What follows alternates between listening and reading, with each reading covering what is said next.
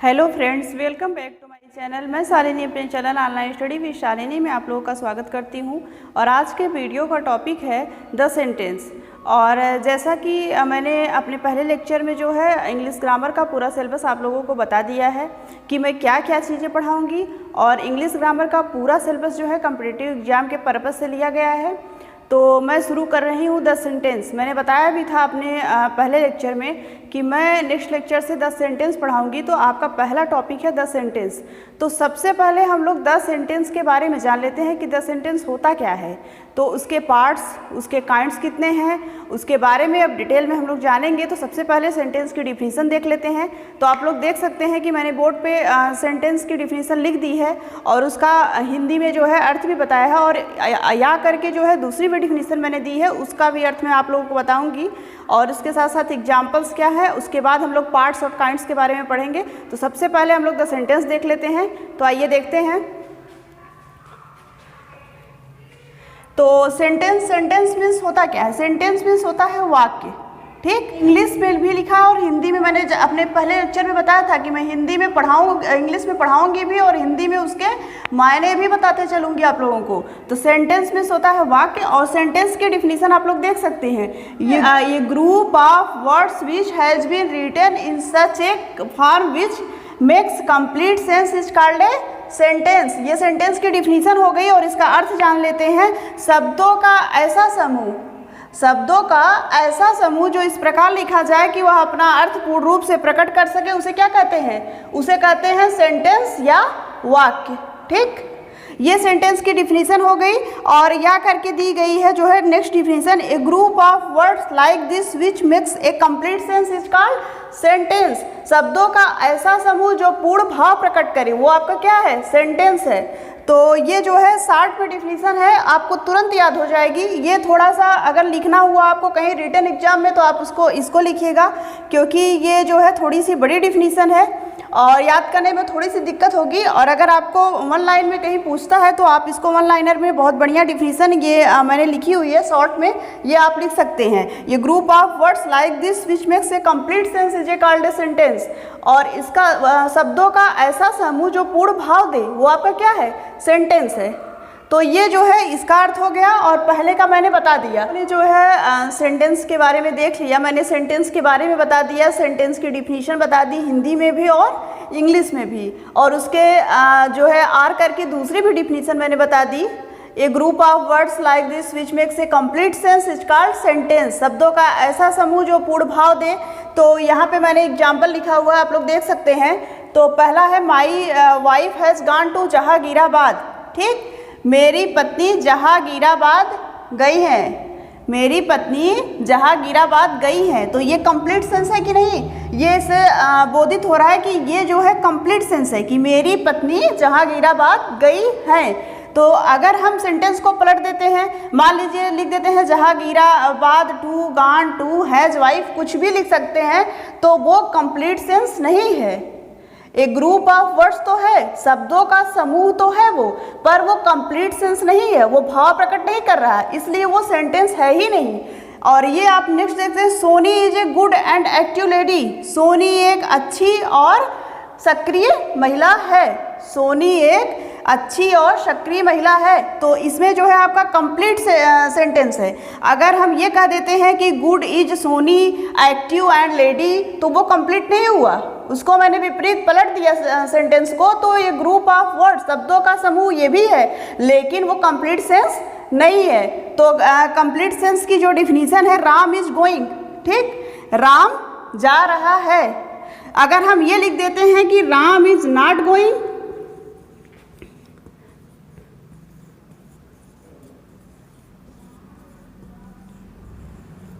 राम नहीं जा रहा है, ये भी एक सेंटेंस है। और अगर हम लिख देते हैं ये कि इज राम गोइंग, क्या राम जा रहा है, तो ये भी आपका सेंटेंस ही है। और अगर यही चीज हम पलट देते हैं, गोइंग इज राम लिख देते हैं, तो वो आपका कंप्लीट सेंस नहीं हुआ, वो भाव प्रकट नहीं कर रहा है, तो वो सेंटेंस नहीं हुआ। तो नेक्स्ट हम लोग देखेंगे सेंटेंस के पार्ट्स क्या क्या हैं, उसके बारे में पढ़ते हैं। तो चलिए देखते हैं। तो मैंने जो है आप लोगों को सेंटेंस के बारे में बता दिया, सेंटेंस की डिफिनीशन बताई, सेंटेंस के हिंदी में भी डिफिनीशन बताई आपको, उसकी अन्य डिफिनीशन भी बताई और उससे संबंधित एग्जाम्पल भी मैंने बताया। तो अब हम देखते हैं जो है सेंटेंस के पार्ट्स क्या हैं। तो सेंटेंस के दो पार्ट्स होते हैं, सब्जेक्ट एंड प्रेडिकेट। तो सब्जेक्ट एंड प्रेडिकेट के बारे में थोड़ा सा जान लेते हैं कि होता क्या है। तो आइए देखते हैं। तो parts of the sentence, the every sentence has two parts, subject and predicate. जैसे मान लीजिए आपका कोई एक कंप्लीट सेंस है, मान लीजिए राम इज गोइंग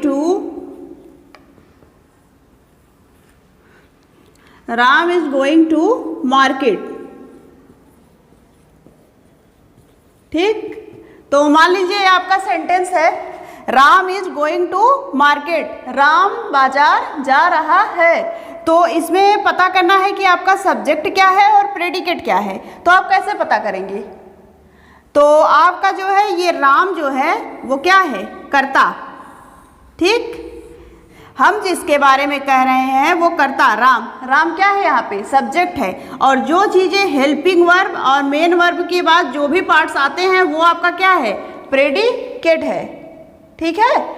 ये आपका जो है सब्जेक्ट हो गया और सब्जेक्ट के बाद जितना बचता है हेल्पिंग वर्ब और मेन वर्ब के बाद जो है आपके, तो वो आपका प्रेडिकेट होता है। तो सब्जेक्ट और प्रेडिकेट की अब डिफिनीशन देखते हैं, उसके बारे में देखते हैं। तो ये थोड़ी सी मैंने एग्जाम्पल के तौर पे आपको बता दिया, अब डिटेल में हम देखते हैं, ठीक है।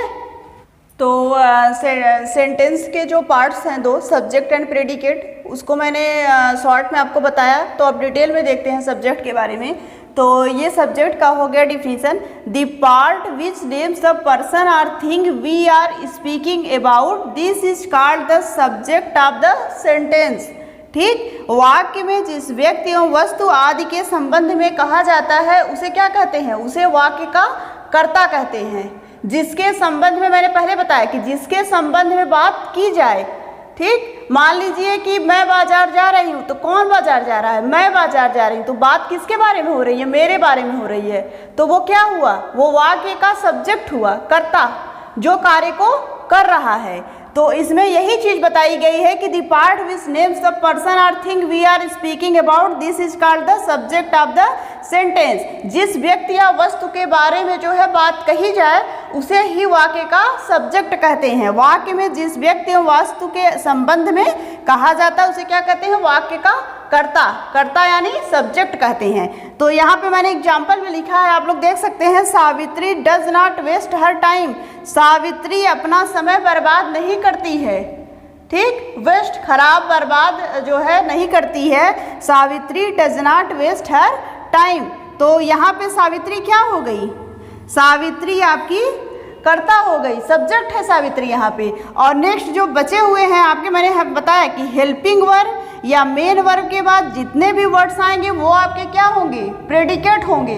तो प्रेडिकेट की डिटेल हम बाद में जानेंगे, पहले हम सब्जेक्ट के बारे में बता रहे हैं, तो सब्जेक्ट के बारे में जान लेते हैं। तो ये जो है सावित्री आपकी क्या हो गई? सावित्री आपका सब्जेक्ट है, सावित्री ही आपका कर्ता है। सावित्री ही अपना समय नहीं बर्बाद करती। कौन नहीं बर्बाद करता है? सावित्री। हु लगाने पे सावित्री ही आंसर में आ रहा है कि कौन नहीं करता? सावित्री। तो यहाँ सावित्री के बारे में बात हो रही, तो सावित्री आपका सब्जेक्ट है।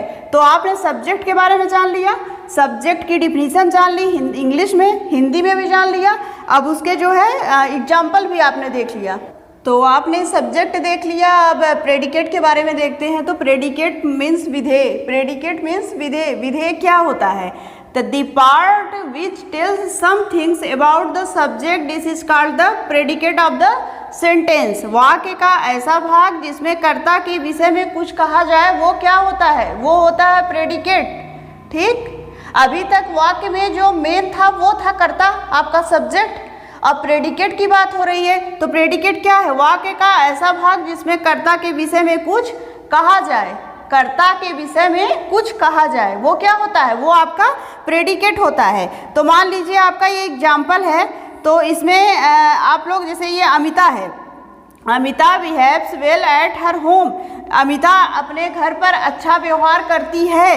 तो अमिता यहाँ पे क्या है, कौन अच्छा व्यवहार करता है, अमिता करती है। तो अमिता यहाँ पे आपका सब्जेक्ट है और behaves well at her home ये आपका क्या है, ये आपका प्रेडिकेट विधेय हो गया। मैंने बताया कि हेल्पिंग वर्ब और मेन वर्ब से मुख्य क्रिया आपकी बिहेव्स है। अगर बिहेव्स के मुख्य क्रिया के बाद का जितने भी वर्ड्स आते हैं वो आपके क्या हैं, वो आपके प्रेडिकेट हैं। और एक आमतौर पे ऐसा अक्सर होता है कि जो सब्जेक्ट वाक्य के शुरुआत में आए वही आपका क्या होता है, सब्जेक्ट होता है। लेकिन सही जानकारी ये है कि हेल्पिंग वर्ब और प्लस आपका क्या है, मेन वर्ब से जो वर्ड शुरू होता है वहाँ से लेके अंत तक जितना भी आता है वो आपका क्या हुआ, वो आपका प्रेडिकेट हुआ। तो मान लीजिए यहाँ पे इज रहता, आई एम रहता या कोई क्रिया रहती, डू है, डज है, डन है, कोई भी क्रिया आती है तो वहाँ से लेकर के आपके बाद के जितने भी पार्ट्स भाग आते हैं वो क्या है, आपकी प्रेडिकेट हैं। और आपका ये जो कर्ता काम कर रहा है सब्जेक्ट, वो अमिता, ये क्या है, आपका सब्जेक्ट है। और आधा आपका जो बचा हुआ पार्ट्स है मुख्य क्रिया के बाद वो आपका प्रेडिकेट है। तो आपने सब्जेक्ट की डिफिनीशन जान ली, प्रेडिकेट की डिफिनीशन जान ली। तो ये रहे सेंटेंस के दो पार्ट्स। और पार्ट्स और काइंड्स में अंतर होता है, ये चीज़ आप लोग जान लीजिए।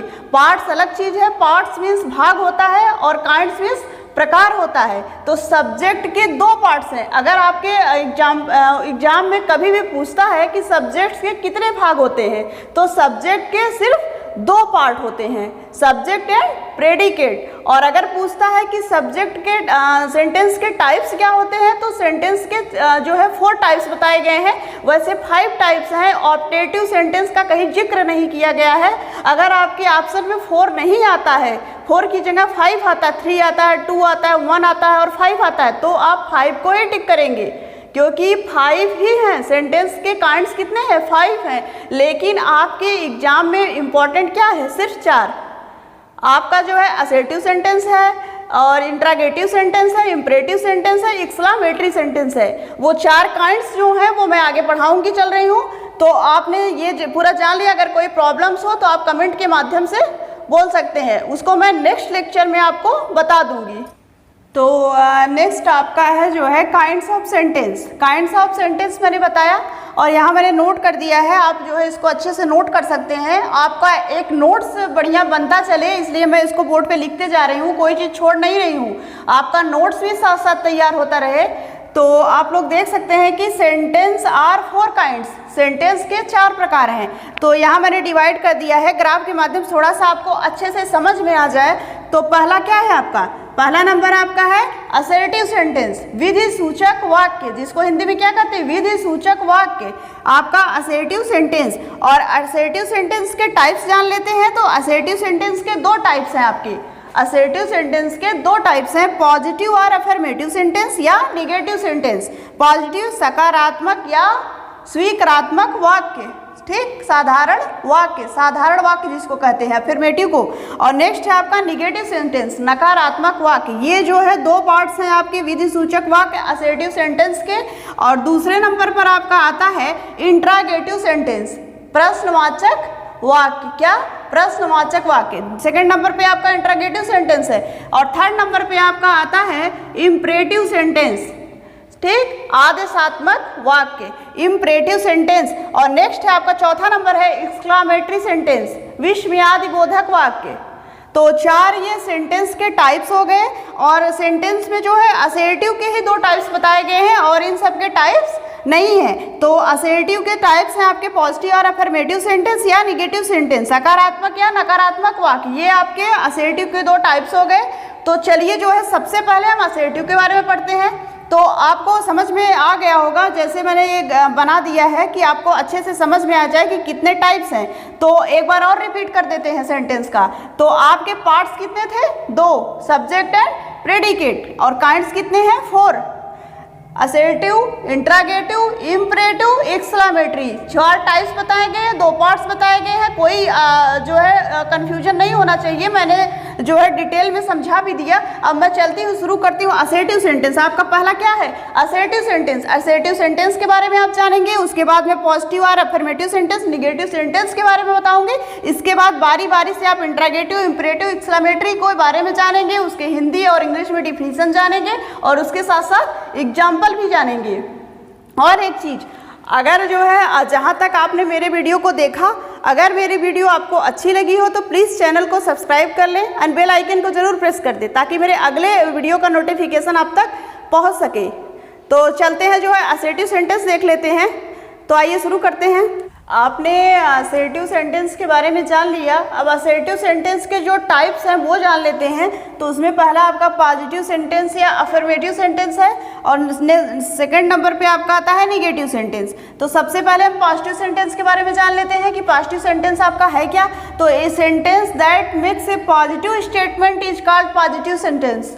ठीक, वह वाक्य जिनसे सकारात्मक कथन प्रकट हो वह आपका क्या कहलाता है? वो आपका सकारात्मक वाक्य कहलाता है।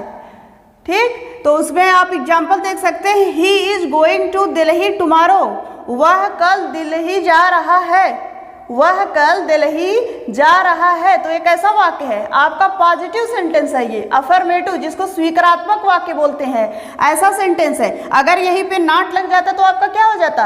निगेटिव सेंटेंस हो जाता। तो इस समय आपका ये सेंटेंस क्या है? He is going to Delhi tomorrow, ये आपका अफर्मेटिव सेंटेंस है। ठीक, जिसको पॉजिटिव सेंटेंस के नाम से भी जानते हैं। और सेकंड नंबर पर आपका आता है निगेटिव सेंटेंस, नकारात्मक वाक्य। A sentence that makes a negative statement is called negative sentence. ये आपके निगेटिव सेंटेंस की डिफिनीशन हो गई। तो उसकी हिंदी में भी मायने जान लेते हैं। वह वाक्य जिनसे नकारात्मक कथन प्रकट हो वह आपका क्या है? वह आपका निगेटिव सेंटेंस है। तो एकदम सिंपल है, जो है कोई दिक्कत नहीं है, आप आराम से समझ सकते हैं कि अगर पॉजिटिव की बात की जाए तो आपका पॉजिटिव या अफर्मेटिव सेंटेंस होगा, और अगर उसमें नॉट लग जाता है, नेवर लग जाता है, तो आपका क्या हो जाएगा? वो आपका निगेटिव सेंटेंस हो जाएगा। तो असर्टिव सेंटेंस के दो टाइप्स हैं, पॉजिटिव एंड निगेटिव। तो आपको मैंने डिटेल में समझा भी दिया कि पॉजिटिव सेंटेंस आपका होता क्या है, आपका निगेटिव सेंटेंस क्या होता है। तो ये दोनों की डिफिनीशन हो गई। हिंदी में मैंने बता दिया, वह वाक्य जिनसे सकारात्मक कथन प्रकट हो वह आपका जो पॉजिटिव सेंटेंस है, और जिससे आपका नकारात्मक कथन प्रकट हो आपका निगेटिव सेंटेंस है। इसका एग्जाम्पल बता दिया, he is going to Delhi tomorrow, Ram is going to market. कोई भी वाक्य ले सकते हैं, बस उसमें नॉट या नेवर नहीं होना चाहिए, वो साधारण वाक्य हो आपका। तो आपका क्या है? पॉजिटिव सेंटेंस है। अगर उसमें नेवर या नॉट कुछ भी लग जाता है तो आपका निगेटिव सेंटेंस हो जाएगा। एग्जाम्पल के तौर पे आप देख सकते हैं, I do not like coffee, मैं कॉफी पसंद नहीं करता हूँ। इसमें क्या है? नॉट लग गया है, आपका नकारात्मक वाक्य है। तो आप इसको किस श्रेणी में रखेंगे? निगेटिव सेंटेंस की श्रेणी में रखेंगे। अगर मैं यहाँ से आपका नॉट हटा देती हूँ तो आपका क्या हो जाएगा? I like coffee, do not अगर मैं हटा देती हूँ, आई लाइक कॉफी, मैं कॉफी पसंद करता हूँ या करती हूँ, तो आपका क्या हो जाएगा? वो आपका पॉजिटिव सेंटेंस हो जाएगा। और अगर उसी में डू नॉट लगने की वजह से मैं कॉफी पसंद नहीं करता हूँ या नहीं करती हूँ, तो आपका क्या हो गया? वो निगेटिव सेंटेंस हो गया। तो नेक्स्ट आपका देख लेते हैं, निगेटिव के तौर पे नेवर का भी प्रयोग किया जाता है। तो आई नेवर टेल ए लाई, ठीक, मैं झूठ नहीं बोलता हूँ। तो ये आपका क्या है? ये भी आपका निगेटिव सेंटेंस के ही श्रेणी में है। तो नेक्स्ट आपका देखते हैं इंट्रोगेटिव सेंटेंस। तो आपने जो है असर्टिव सेंटेंस के बारे में जान लिया। तो नेक्स्ट आपका देखते हैं इंट्रोगेटिव सेंटेंस, प्रश्नवाचक वाक्य। A sentence that ask A question is called an interrogative sentence. एक ऐसा वाक्य जिसमें प्रश्न पूछने का काम हो वो क्या है? आपका इंट्रोगेटिव सेंटेंस है। ठीक, ये डिफिनीशन में देख लीजिए, sentence that ask A question, ask A question, प्रश्न पूछने का काम जहाँ किया जाए वहाँ पे क्या है? आपका इंट्रोगेटिव सेंटेंस है। तो इंट्रोगेटिव सेंटेंस की डिफिनीशन आप देख लेते हैं। तो डिफिनीशन आपने देख ली हिंदी में भी और इंग्लिश में भी। अब थोड़ा सा उसका एग्जाम्पल देख लेते हैं। व्हाट इज योर फादर, यहाँ पे क्या लगा है? प्रश्नवाचक चिन्ह। व्हाट इज योर फादर, आपके पिता क्या हैं? आपके पिता क्या है? यहाँ पे क्या किया जा रहा है?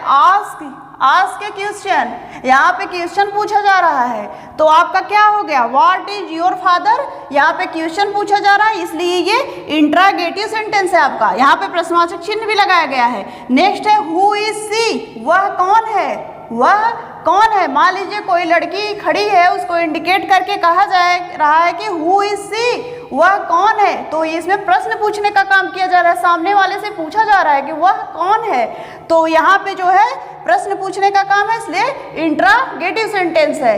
ठीक, तो आप जो है सेंटेंस के फर्स्ट पार्ट असर्टिव को पढ़ चुके, सेकंड इंट्रागेटिव को पढ़ चुके।